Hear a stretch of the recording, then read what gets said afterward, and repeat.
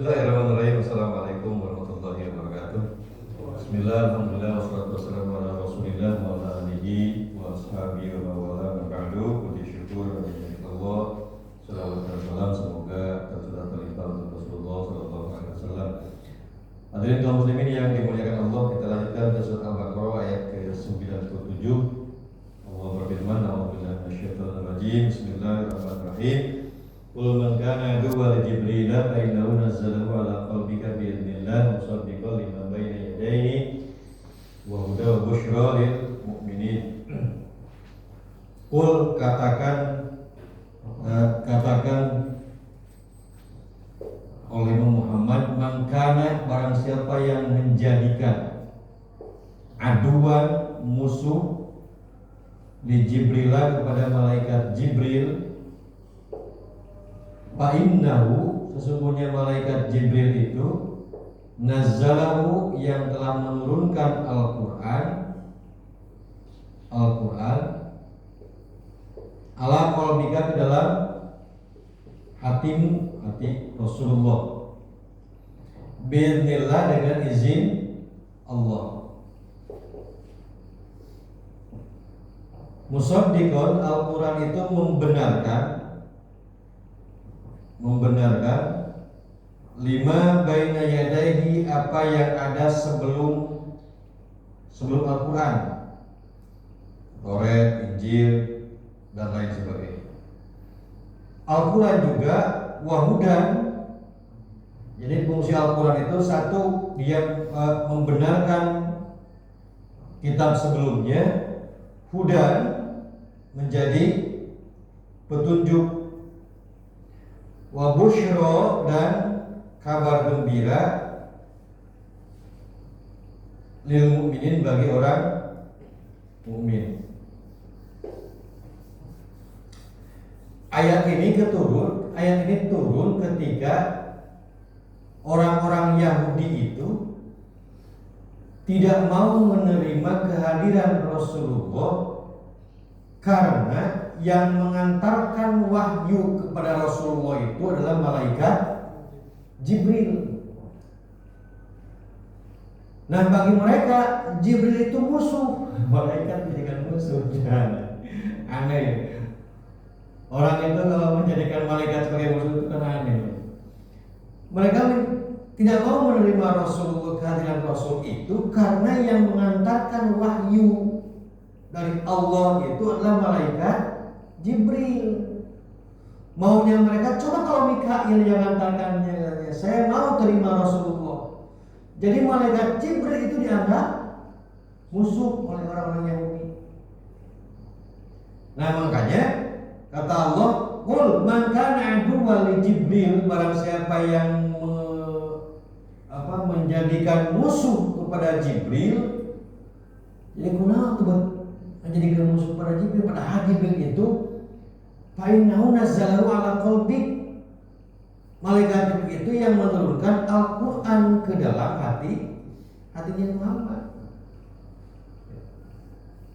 Biidznillah, tentu itu atas perintah Allah, bukan atas kemauan malaikat Jibril sendiri. Sing bejakeun Muhammad ke kaum Yahudi, Jibril nepikeun wahyu ka anjeun teh lain kahayang Jibril, tapi atas perintah Allah. Atas perintah Allah malaikat Jibril turun, abad kudu musuhan. Kumaha Allah wae tentang malaikat Jibril dengan malaikat Mikail. Jadi mereka kaum Yahudi itu karena menganggap musuh kepada malaikat Jibril, tidak mau menerima kehadiran Rasulullah Sallallahu Alaihi Wasallam. Makanya mereka itu, cobalah kalau malaikat Israel mengantarkan wajibnya ke Rasulullah, karek itu nerima Rasul. Kayaknya malaikat Mikail, malaikat Israel mencabut nyawa. Nah, padahal Al-Quran itu yang diturunkan kepada Rasulullah bukan melihat siapa yang membawa, tetapi isinya yang harus dilihat. Musaddiqan lima baina yadayhi, Al-Quran itu membenarkan seluruh kitab yang ada sebelumnya, termasuk kitab-kitab kaum Yahudi, Injil, Taurat. Itu membenarkan kitab mereka. Terus kenapa mereka tidak mau menerima? Yang mereka yang jadi tidak mau menerima itu hanya masalah yang membawanya, bukan isinya. Jadi yang membawa nanti malaikat Jibril. Hanya karena yang membawanya malaikat Jibril sehingga tidak mengakui Al-Quran, tidak diakui Rasulullah, tidak diakui. Padahal Al-Quran itu membenarkan kitab Injil dan Taurat atau kitab-kitabnya mereka di zaman dulu. Nah, wahudan, Al-Quran juga sebagai petunjuk. Tetapi Pak, bagaimana Al-Quran itu bisa menjadi petunjuk kalau Al-Quran itu hanya sekedar dibaca atau yang paling ngerinya itu Al-Quran hanya sekedar hiasan seperti ini dalam baik di masjid ataupun di rumah, hiasan dibaca atau tapi lamun dibaca mah hikmah Al-Quran itu tidak ada, tidak akan menjadi petunjuk kalau Al-Quran itu tidak dibaca. Makanya dibaca, dikaji ayat Al-Quran itu supaya betul-betul terasa hikmah Al-Quran itu menjadi petunjuk.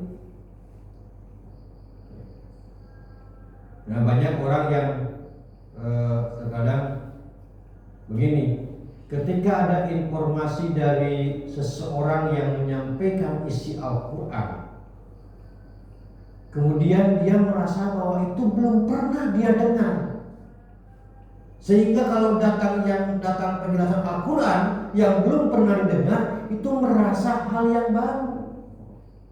Padahal itu bukan hal yang baru.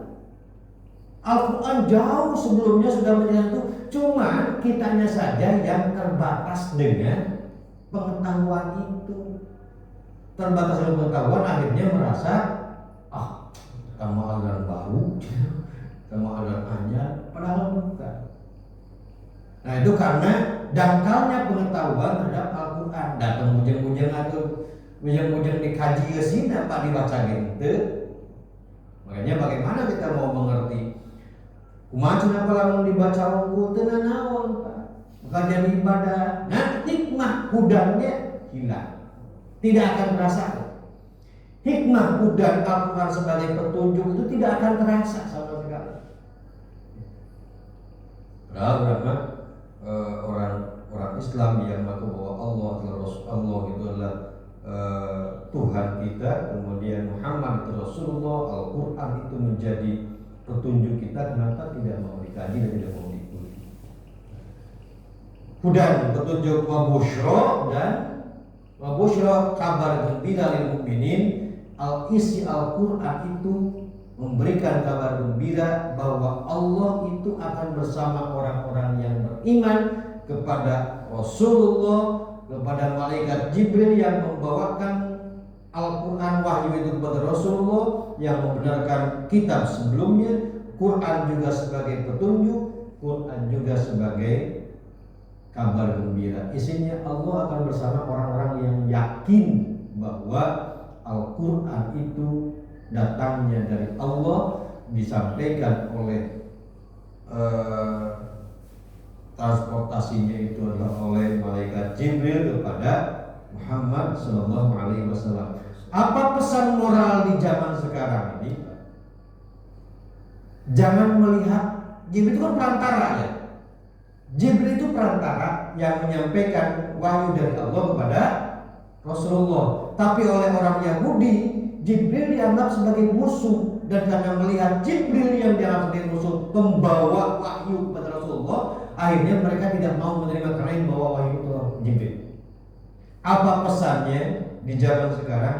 Siapapun yang membawa kebenaran itu, siapapun yang membawa kebenaran, jangan melihat siapa yang menyampaikan, tetapi lihat isi yang disampaikannya. Lihat isi yang disampaikannya. Ulah geuleuh ka jelema anu menyampaikan, tapi lihat apa yang disampaikannya. Berapa geus geuleuh teh Korea mah gitu. Korea mah gitu, sana garis geuleuh di awal.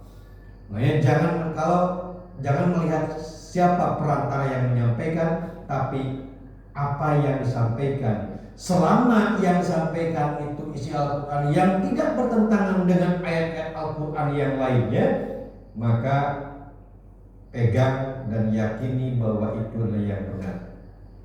Kecuali kalau punya bukti lain yang bisa mengalahkan kebenarannya itu. Kecuali kalau punya dalil.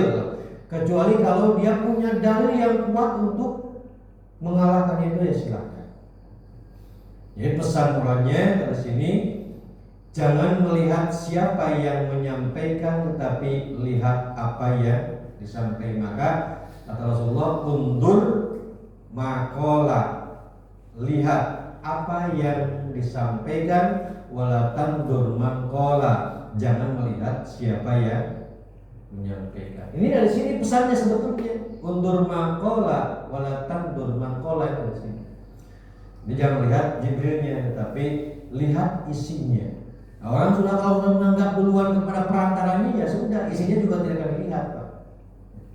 Nah, itulah isi dari surat Al-Baqarah ayat yang ke-97. Itu saja disampaikan, mohon maaf atas segala khilafnya. Kita doakan semoga siapapun yang sakit di antara kita, sekarang yang sedang sakit itu adalah siapa? Mas Teguh ya.